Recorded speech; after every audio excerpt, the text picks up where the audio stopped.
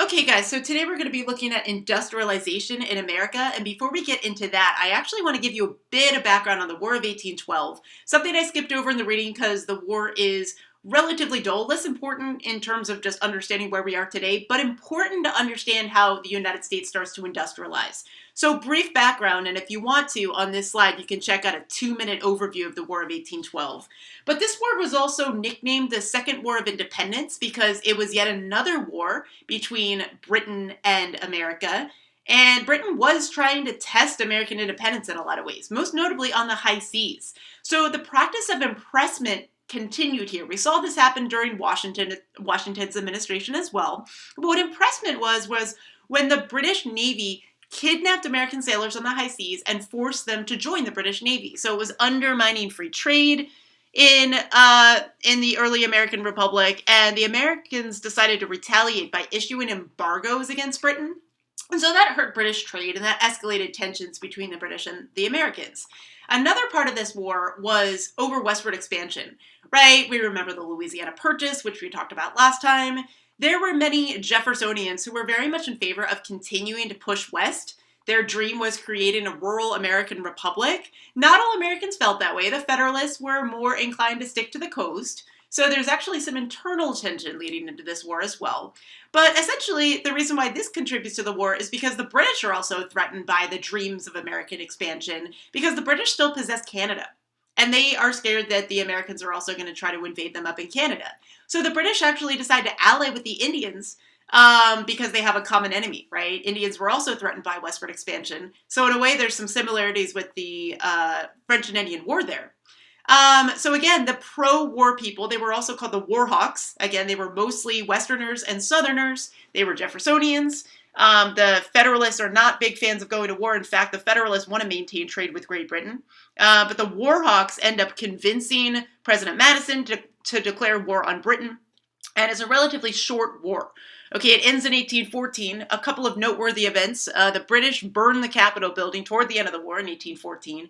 And also the Federalist Party basically breaks apart, right? The Federalists didn't want to go to war to begin with. They try to save themselves. Last-ditch effort in Hartford, Connecticut. They stage this convention where they issue a series of demands to the government. But it's too late because they were basically already finishing up their peace treaty in Ghent in Italy. So that peace treaty on Christmas Eve of 1814, and as far as land borders are concerned, it maintains status quo, right? So the British don't gain any land, the Americans don't gain any land, but the major party that was really defeated in this war were Native Americans, right? Because the war's aftermath is going to trigger more westward expansion, more economic growth, and so that's going to be a major threat to Native American sovereignty further to the west. And this is going to be an ongoing pattern, of course. Another interesting part of this war is even though it was over by Christmas Eve of 1814, there was actually one more battle on January 8th, 1815. It was the Battle of New Orleans.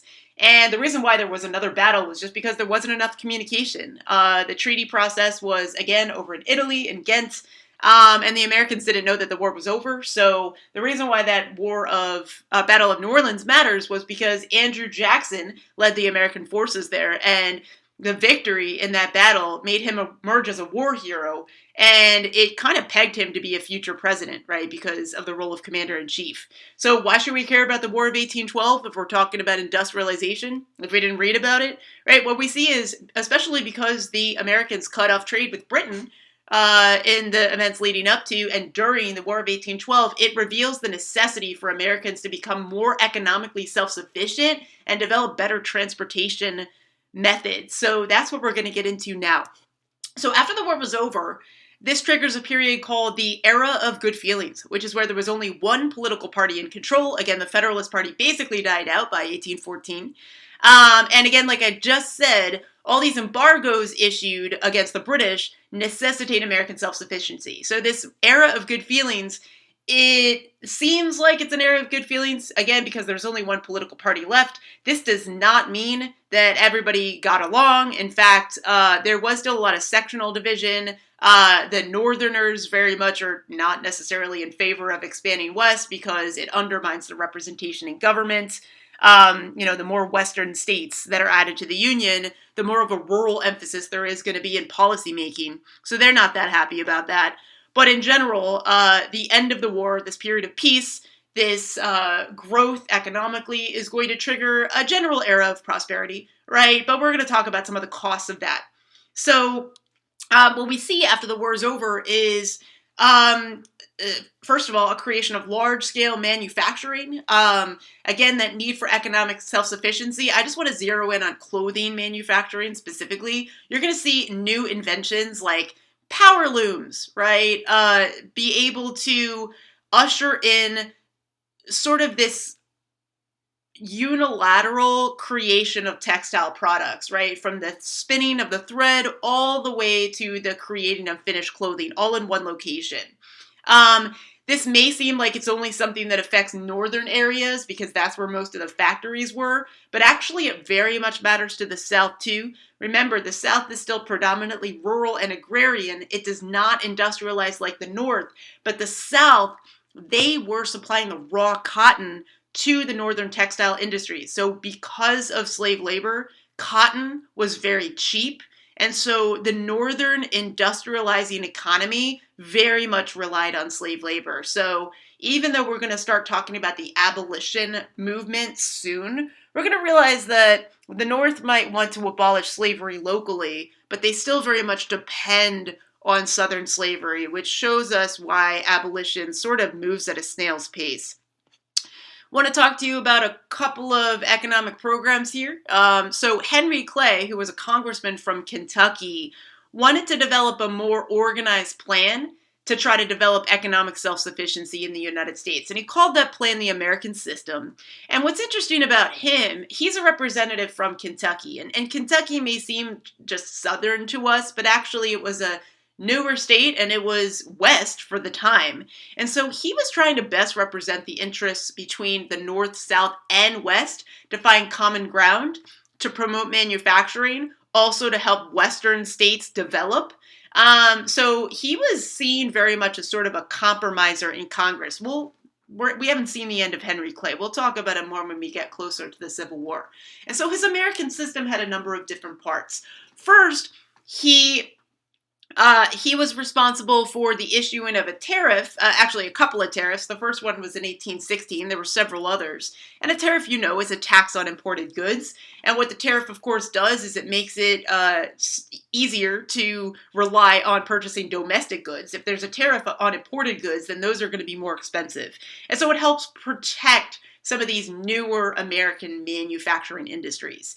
He also helps develop programs that build roads and canals, national roads for the first time. So we start to see interstate roads that basically facilitate interstate trade. Also, roads, canals, and eventually railroads are going to create the growth of new cities, which I'm going to talk about in a little while. And another part of the American system was the creation of the Second Bank of the United States. It's basically just like the First Bank of the United States, and it was designed not only to stabilize currency, but also to help finance those new infrastructure programs like roads and canals. So, basically, results of industrialization in America. I just was talking about transportation, so we can pick back up with that. We're going to see the growth and actually sort of the emergence of brand new cities that were basically nothing until the 1820s, 1830s, and so on, right? So the Midwest starts to grow considerably. The book mentions Cincinnati and Chicago specifically. Cincinnati, I think, is so interesting. They call it Porkopolis because of its emphasis on pork production. It was like literally the city that manufactured the most pork in the entire country at that point. And Chicago also sprang up overnight. It only had 4,000 people when it officially was commissioned a city in 1837, but by 1860, on the eve of the Civil War, it had 109,000 people living there, and it reached 1 million in population by 1890. And that made it gain the nickname the Second City, which some of you may have heard, because it was the second city in the United States after New York to get a population of 1 million. Again, another impact of industrialization in America was the growth of factories, not surprisingly. So what's interesting is there were patent laws, right? And the British actually made it illegal for anyone to export any of their industrial machinery plans abroad. But Samuel Slater, who was an immigrant from England to America, remembered how to make the spinning jenny. You might have remembered the spinning jenny from ninth grade, Global Studies 1. Basically, a machine that was able to spin thread into cloth. This spinning jenny he was able to recreate, and we're going to see in general this new wave of other inventions like the steam-powered locomotive, which was developed in the 1830s. And so all these new innovations are going to, again, encourage the growth of new cities. And the steam-powered locomotive is very important here because these new transportation methods are also going to allow these new factories to easily transport raw materials and finished goods all over the country. So the country becomes much more connected because of all these new innovations, particularly ones that involve transportation. Another interesting development here is the growth of interchangeable parts in the role of production. So I don't know if this really makes sense over here, but interchangeable parts are basically identical parts. Right? Before we had this wave of industrialization, most goods were handmade. So that required quite a bit of skill, and it required much more time, and the goods cost more. But with interchangeable parts, the exact same device could be recreated over and over and over again because every single part was identical. And that meant that they could be manufactured on an assembly line. And it also meant that the workers who assembled these items, this one's a gun here, didn't really have to have skill at all. They only had one little piece of the production puzzle. They would put one little item together and then it would move down the assembly line. So because more unskilled workers were required and skilled workers were no longer as needed, you're going to start to see a reliance on women laborers, young women in particular, and also children. And then immigrants, who we're going to talk about on the next slide. But what's important for us to realize here is that that is generally very exploitative, right? They're relying on people that they can pay as little as possible. And we're not going to see any major labor reform movements until the early 20th century with the Progressive Era.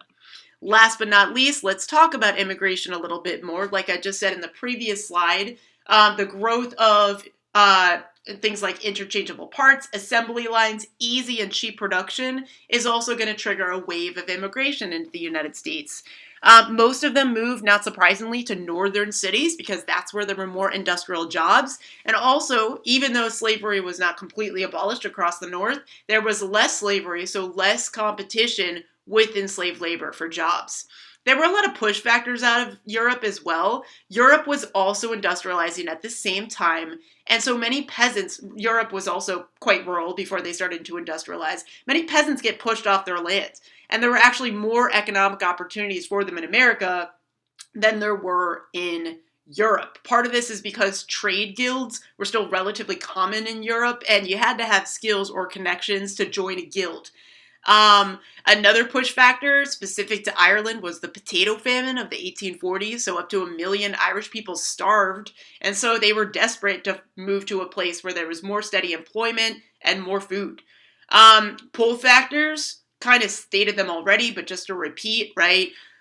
Low skilled labor, right? As long as you could afford to get to America, there were most likely jobs available for you on the other end. Right? But immigrants took the lowest skilled jobs and the lowest paid jobs typically. Native-born Americans, if they could help it, would avoid those jobs and try to strive for something that required a little bit more skill and thus paid a little bit more. And so immigrants often were employed in things like railroad building, canal building. Women were often involved in working in the mills, for example. The Lowell mills are a great example that are mentioned in the book. And also domestic labor. So they would work as servants in native-born American homes. But this wave of immigration is not always met with a warm welcome. We're going to see immigration is also going to trigger an increase in nativism, which is another word for anti-immigrant sentiment. And so this is partially just because of the sense of otherness, right? Native Americans or native-born Americans rather, were quick to notice differences between Americans and themselves, from something as simple as an accent to something that was arguably much more significant at the time, religion. So Irish immigrants, for example, were mostly Catholic, and the majority of native-born Americans were Protestant, so they were fearful of an influx of Catholic immigrants. And also, when you get closer to the 1840s, there were a lot of dramatic political upheavals in the 1840s. And so some Americans were afraid that more radical political ideas would make their way to America. Some of those rebellions, revolutions in the 1840s in Europe were socialist revolutions. So some Americans were afraid of that. So that's also going to trigger a lot of nativist sentiment. And nativists in general blamed immigrants for crime, low wages, alcoholism, etc. And actually, you're going to see eventually that there are going to be political parties that emerge that have nativist sentiments. The most famous one was the Know Nothing Party. We'll talk about that when we get a little bit closer to the Civil War. And so just to conclude, in general, a lot of people, when you're studying history, you like to celebrate industrial revolutions, right? Of course, it makes life easier. It makes products cheaper. It creates jobs. Technological innovations make a lot of things much easier for us. We started to expand. So, we can certainly see the pros and all of that, but we also have to ask ourselves about the costs, right? So one thing, and we'll talk about this much more soon, when we expand west, slavery also expands west, right? So this is going to only lead to the tensions that result in the Civil War. We also start to see more sectional division in the United States between urban and rural and north and south. And again, we already talked about nativism, right? So all these things are sort of costs of industrialization in America. We're going to continue to talk about that when we get closer to the Civil War, but I hope that this gave you a good background. And on Wednesday, you're going to listen to a podcast that's going to give you even more information about the Industrial Revolution in America. So I hope you enjoy that, and I hope this video was helpful. Thanks, and take care.